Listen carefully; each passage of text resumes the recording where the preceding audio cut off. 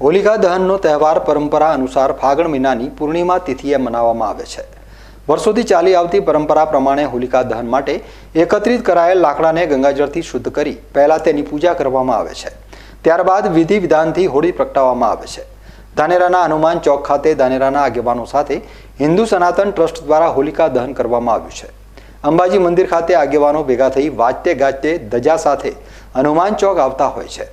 ગામ ખેડાના હનુમાનના દર્શન કર્યા બાદ વિધિવત રીતે પૂજન કરી બે હોળિકા તૈયાર કરવામાં આવે છે।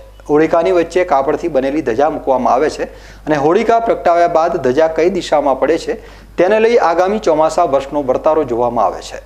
ગતરોજ ધજા ઈશાન દિશામાં પડતા આ વર્ષે વરસાદ અને ખેતીને લઈ સારું જાય તેવું અનુમાન લગાવવામાં આવ્યું હતું। આજ રોજ હોલિકા દહન માટે ધાનેરા સનાતન ટ્રસ્ટથી બધા જ લોકો અને ધાનેરાના ધર્મપ્રેમી જનતા સાથે અંબાજી મંદિરથી અહીંયા સુધી આવે છે।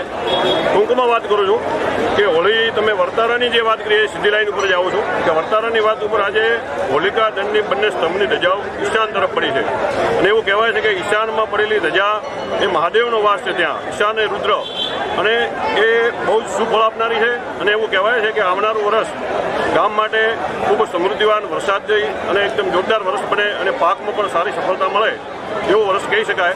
અને ગામ લોકોમાં ઉત્સાહ પણ જોવા મળ્યો કે ભાઈ ધજા સારી પડે છે। ગામ લોકો સુકૂન જોતા હોય છે અને આપણો ધર્મ પહેલેથી જ એક જૂનો પરંપરાગત ધર્મ છે અને એના ઉપરથી સુકૂનનો વર્તારો જોતા હોઈએ છીએ। આખું ગામ આજે એકત્રિત થયું છે, દરેક આગેવાનો એકત્રિત થયા છે અને એમનામાં બધા જોતા જે ધજા પડી છે એ ખૂબ જ સુફળદાયી આપનારી છે એવું કહી શકાય। અસ્તુ। શાસ્ત્રોમાં હોલિકા દહનનું ઘણું મહત્વ છે। ધાનેરાની સુદામાપુરી સોસાયટી ખાતે પણ શુભ મુહૂર્તમાં હોળિકા પ્રગટાવવામાં આવી હતી। હોળિકા માતાનું પૂજન નારિયેળ અને જળ વડે કરવામાં આવતું હોય છે।